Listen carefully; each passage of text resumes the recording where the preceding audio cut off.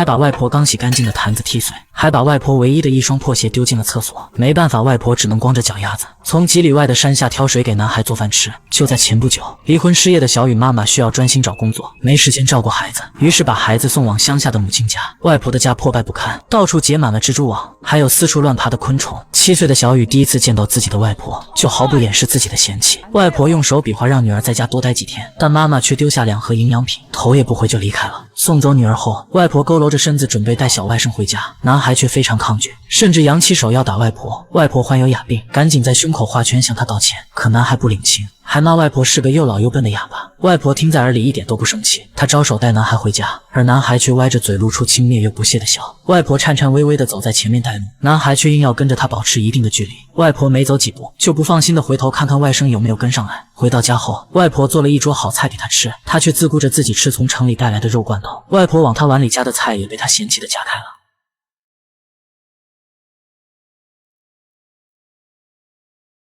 这时外婆翻出自己珍藏多年的糖果，想讨外甥开心，结果男孩又是嫌弃的瞟了一眼，立马转身离开，在一旁打起了游戏。外婆呆呆地看着外甥，有些束手无措。在这里待了有几天了，男孩都没有主动跟外婆说过一句话。游戏机玩够了就玩溜冰鞋，溜冰鞋滑累了倒头就睡觉，留下一堆烂摊子也不管不顾。外婆知道这个外甥不喜欢自己，所以从不打扰他，只是默默地帮他收拾玩具。夜里昏暗的灯光，外婆眼神不好，穿不进针线，只好叫男孩帮忙。男孩很不耐烦地帮外婆穿好，还故意把线穿得很长很长，好让他别打扰自己玩游戏。不过嚣张的男孩也有求助外婆的时候，他被屋子里冒出来的虫子吓得大叫，大喊着外婆打死他。可外婆抓住虫子后，只是轻轻握在手里，然后将它放生。老人家的心总是柔软又细腻。男孩接连打了几天的游戏，玩着玩着，游戏机居然没电了。男孩吵闹的要钱买电池，外婆掏出比脸还干净的口袋，表示自己没钱。男孩不信，一直追到河边，但外婆真的拿不出，只能在胸口画圈表示抱歉。男孩愤怒地把外婆推到一边，然后跑回家开始翻箱倒柜，可是没有一样东西值钱。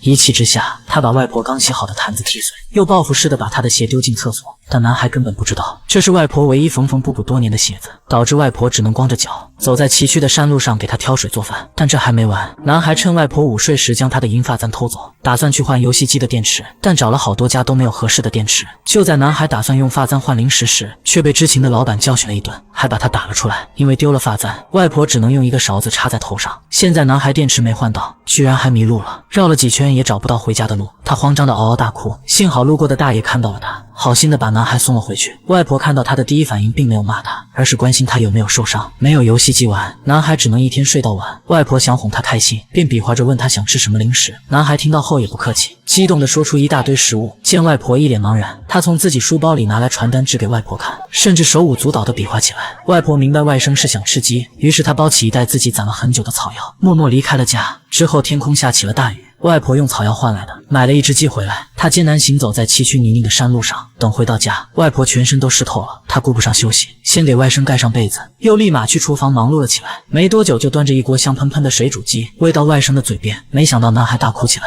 这并不是他心心念念的炸鸡。外婆比划鸡的模样，他搞不懂外甥为什么不开心。而男孩一气之下把米饭扔到地上，外婆赶紧把掉在地上的米饭装回碗里，还把粘在炕上的米粒捡起自己吃掉。即使这样，外婆并没有吃一块鸡肉，全都留给了外甥。深夜男孩肚子饿得咕咕叫，看到桌上没动的水煮鸡，不争气的狼吞虎咽起来。第二天男孩醒来发现外婆还在睡觉，怎么叫都叫不起来。原来外婆昨天去买鸡的途中淋了一身的雨，导致自己感冒了。男孩把自己盖的被子盖在外婆的身上，弄了一条湿毛巾放在外婆的额头上物理降温，还不忘用衣服盖住露出来的双脚。当外婆翻身时，男孩发现外婆居然用破旧的勺子充当发簪，他很愧疚，于是把之前偷走的银发簪又悄悄插了回去。男孩特意把吃剩的水煮鸡加热过后端给外婆吃。一向调皮的男孩似乎懂事了起来。外婆感冒好了以后，准备把种成熟的南瓜和采的草药拉去街上卖。不会说话的外婆不停伸手招揽客人，可嫌丢人的男孩便躲得远远的。好不容易挣到一点点钱，外婆立马给男孩买了一双新鞋子。原来外婆早就发现到男孩的小皮鞋不合脚。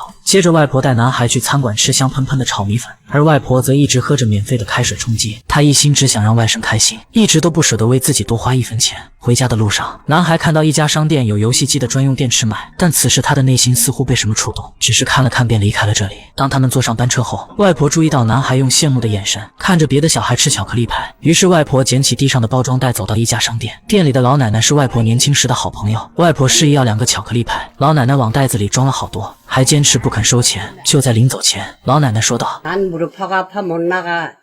들어와. 죽기 전에 떠봐. 当外婆提着零食回来时，而男孩却不要外婆上车，让她坐下一班车。原来刚才有2个村里的小孩也上了这辆班车，其中一位小姑娘正是男孩心仪的对象。男孩觉得脏兮兮的外婆跟他在一起会很丢人，外婆在车外让男孩先把包裹带回去，男孩却嫌弃地把她推开了。下车后，男孩在村口的站台等外婆，一直等到最后的那趟班车，就是没看到外婆从车上下来。突然在灰尘滚滚的路上，外婆为了省钱，竟然自己从镇上走了回来。男孩开始抱怨说外婆这么久才回来，害得自己在太阳下等了这么久。外婆见状，开始在胸前画圈跟男孩道歉。路上，男孩偷偷把最后一块巧克力派放进了外婆的包裹里，弥补自己对外婆的亏欠。可谁知到了半夜，男孩又开始作妖了。他害怕一个人去上厕所，于是把外婆叫醒，跟在他的身后。男孩在厕所里蹲着，外婆则顶着冷风默默地守在外头。这天，男孩心仪的女孩邀请他去家里玩，他高兴的一夜都没睡。隔天对着镜子中的自己一顿臭美，可他觉得自己还不够帅，然后叫来外婆帮忙把他的头发稍微修一下。外婆明白他的意思，于是拿起剪刀就剪了起来。中途男孩睡了过去，等他醒来，看到镜子中的自己， 이게 뭐야? 몰라.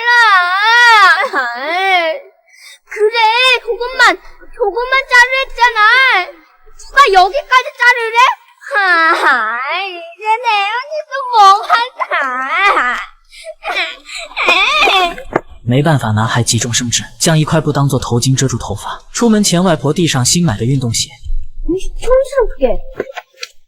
就这样，男孩穿着那双不合脚的皮鞋，带上自己所有的玩具去赴约了。这时他发现外婆不知道在什么时候，在他的推车上塞了一个10分土的盒子。他觉得这么丑的东西不可以送人，于是收进了口袋。没多久，男孩兴高采烈地从女孩家回来，手里还抱着女孩送给他的流氓土。男孩走到一半累了，就想着坐着推车滑下去，结果一不小心翻了车。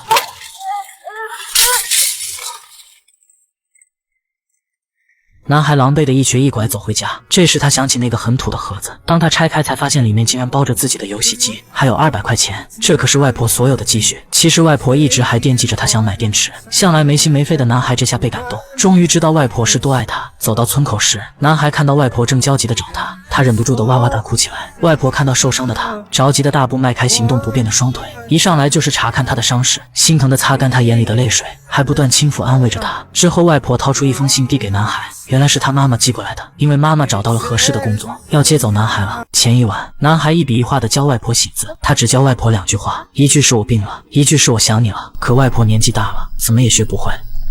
할머니, 많이 아프면 그냥 아무것도 쓰지 말고 보내. 그럼 상우가 할머니가 그런 줄 알고 금방 달려올게. 응? 알았지? 说着说着，男孩哭了，外婆也哭了起来。这晚男孩并没有睡，帮外婆所有的针都穿上线，他怕走后就没人帮外婆穿了。此刻，男孩终于意识到和外婆之间的亲情羁绊，只是他懂得太晚了。很快，分别的日子终于到来，男孩递给外婆一叠卡片，外婆心有不舍，轻轻敲了下车窗，想再看看他，男孩却不敢转头。直到汽车发动，男孩终于按捺不住，他跑到后排的车窗，学着外婆在胸口画圈，显然他是在向外婆告别和道歉。最重要的是感谢外婆这些天来对自己的包容与照顾。就这样，外婆又是一个人回到家。外婆翻开男孩送给她的卡片，背面全是男孩熬夜为她画的信件。日复一日，孤单的生活因为这抹颜色多了一丝温暖。亲情总是最容易被忽略的感动。小时候，他包容你的每一次任性；长大了，他站在时间的十字路口，目送你远去。人生步履不停，我们却总是慢了一步。趁一切还来得及，常回去看看那个最爱你的人吧。